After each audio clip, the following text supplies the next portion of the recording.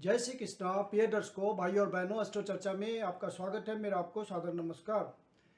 आज के वीडियो में जो कर्क लगन के व्यक्ति हैं अर्थात कैंसर असेंडेंट के व्यक्ति हैं, शनि महाराज का गोचर परिवर्तन जो कि अप्रैल में हो रहा है, शनि कुंभ राशि में प्रवेश करने जा रहे हैं। तो कर्क लग्न के व्यक्तियों के लिए ये परिवर्तन कैसा होगा उस पर एक बहुत ही संक्षिप्त पर चर्चा करेंगे। आप यदि नए दर्शक हैं तो कैसे पता करेंगे कि आप कर्क लग्न के व्यक्ति हैं? तो अपना बर्थ डिटेल्स किसी अच्छे एस्ट्रो के सॉफ्टवेयर में डालिए।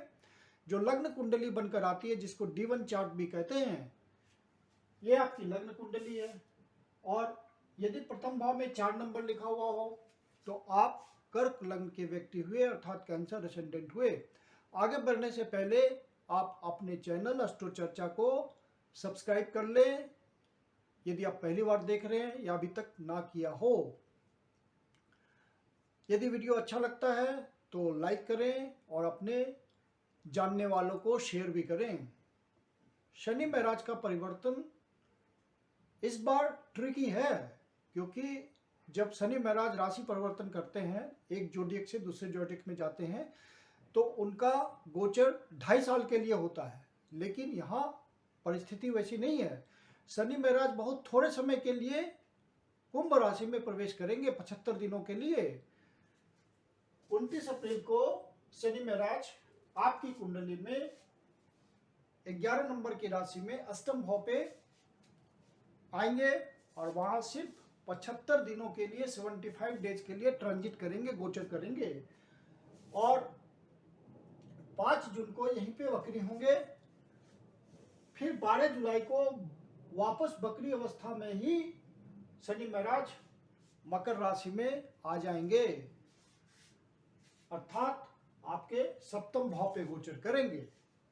और फिर 23 अक्टूबर को मार्गी होंगे। तो इसलिए शनि महाराज का रिजल्ट आप 2.5 साल के लिए नहीं मान सकते, सिर्फ 75 दिनों के लिए 75 डेज के लिए मानना है। शनि महाराज आपके सप्तमेश हैं, आपके अष्टमेश हैं, तो शनि महाराज का अष्टम भाव पे गोचर करना थोड़ा आपकी चिंताएं तो बढ़ाएगा।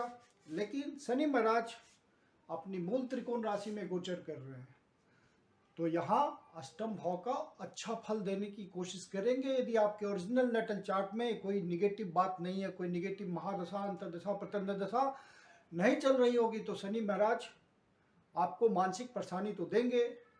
और मानसिक परेशानी कहाँ पे होगी? तो मानसिक परेशानी होगी कर्म क्षेत्र में। मानसिक परेशानी होगी धन संचय के बारे में, कि धन का मैनेजमेंट मैं कैसे करूं कि धन बचा पाऊं, क्योंकि वहां पे रेस्ट्रिक्शंस आएगा शनि महाराज की दृष्टि की वजह से। और फिर आपके जो प्लानिंग होगा, जो बुद्धि होगी, वहां पे रेस्ट्रिक्शंस आएंगे। वहां पे आपको ध्यान देना पड़ेगा, बहुत सोचना पड़ेगा रिजल्ट लेने के लिए। और आपने सही से सोच लिया और आपकी कोई महादशा, अंतर्दशा, प्रत्यक्ष दशा जो कि पॉजिटिव चल रही है, तो शनि महाराज का अच्छा रिजल्ट आ जाएगा। क्योंकि अष्टम भाव पे शनि महाराज का गोचर है। अचानक से परिवर्तन, कोई अचानक से अच्छी बात दे देंगे शनि महाराज, जिसके लिए आप लंबे समय से प्रयास कर रहे थे। यदि आप किसी रिसर्च में लगे हुए हैं, किसी ओकल्ट साइंस में लगे हुए हैं, कोई आपका वसीयत फंसा हुआ है, तो कोई भी गुड बात, कोई भी हिडन बात जिसके लिए आप प्रयास कर रहे थे, शनि महाराज अचानक से रिजल्ट दे देंगे। लेकिन आपको शनि महाराज के इस बात का ध्यान रखना है कि शनि महाराज रोग प्रदाता हैं, डिजीज प्रदान करने वाले ग्रह हैं। तो और 5 जून को वक्री भी हो जाएंगे अष्टम भाव पे। तो आपको अपने स्वास्थ्य का बहुत ध्यान रखना है, क्योंकि शनि महाराज अष्टम भाव पे गोचर कर रहे हैं। वक्री ग्रह आपको स्वास्थ्य में कोई रिलीफ नहीं देते, और ये तो शनि महाराज है, खुद रोग प्रदान करने वाले ग्रह हैं।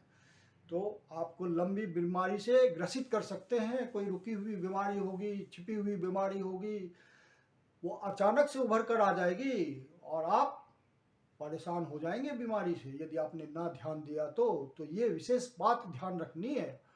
और आप यदि किसी बिजनेस में लगे होंगे तो हो सकता है कि शनि महाराज की कृपा आई आप पे, तो आपका बिजनेस फ्लोरिश कर जाएगा, दिन प्रतिदिन उन्नति करेंगे, क्योंकि आप पहले से प्रयास कर रहे हैं। तो जो भी आप प्लानिंग, अपना विवेक, बुद्धि, इन सब बातों का जहाँ भी प्रयोग कर रहे हैं आप, वो बहुत सावधानी पूर्वक कीजिएगा, क्योंकि शनि महाराज अचानक से रिजल्ट देंगे, लेकिन थोड़े समय के लिए देंगे, 75 डेज के लिए। और गुरु महाराज आ चुके होंगे यहाँ पे 13 तारीख को आपके नवम भाव पे, भाग्य भाव पे भाग्येश बन के, तो गुरु का भी आपको सहयोग मिलेगा। और राहु महाराज आपके कर्म क्षेत्र पे आएंगे और शनि महाराज की वहाँ दृष्टि होगी। तो आप अपने प्रयासों में यदि आप डेडिकेटेड होकर, डिसिप्लिन्ड होकर के काम कर रहे होंगे पहले से, तो हो सकता है आपको इन 75 डेज में शनि महाराज कोई रिटर्न दे देंगे, आपको सॉलिड रिटर्न दे देंगे, यदि आपका कोई प्रॉमिस है नटल चार्ट में। तो ये गोचर आपके लिए महत्वपूर्ण हो जाएगा। और फिर उसके बाद शनि महाराज 12 जुलाई को सप्तम भाव पे गोचर करेंगे। तो सप्तम भाव पे शनि महाराज का गोचर आप उसी प्रकार से सोचिएगा कि यहाँ भी रेट्रो है, बहुत पावरफुल है। और दूसरी बात, शनि महाराज को यहाँ पे स्थान बल मिलता है, दिग्बल मिलता है, डायरेक्शनल स्ट्रेंथ मिलता है। शनि महाराज को यहाँ डायरेक्शनल स्ट्रेंथ मिलता है। तो शनि महाराज का सप्तम भाव पे गोचर रेट्रो अवस्था में तो आपकी प्रॉमिस को पूरा करने वाला होगा। हाँ, लाइफ पार्टनर के प्रति आपकी फीलिंग्स थोड़ी ड्राई टाइप की होगी, उसका ध्यान रखिएगा, आपसी सद्भाव बनाए रखिएगा।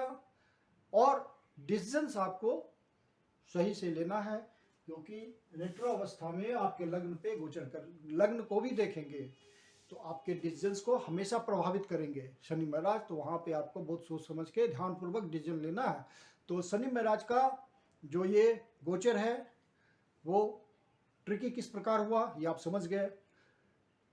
2.5 साल के लिए रिजल्ट हम मानते हैं, लेकिन यहाँ सिर्फ 75 दिनों का रिजल्ट है। तो आपकी प्लानिंग शॉर्ट टर्म के लिए होना चाहिए। पहले से जो प्रयास कर रहे हैं वो फ्रूटफुल होगा, यदि आपकी नटल चार्ट में कोई प्रॉमिस है ओरिजिनल। मैं कुंदन शर्मा आप लोग का हार्दिक स्वागत करता हूं।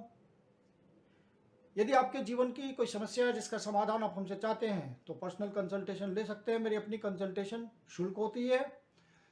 वीडियो के लास्ट में मेरा व्हाट्सएप नंबर डिस्प्ले हो रहा है, डिस्क्रिप्शन बॉक्स में भी व्हाट्सएप नंबर मेंशन है। आप कंसल्टेशन के लिए बुकिंग कर सकते हैं। धन्यवाद।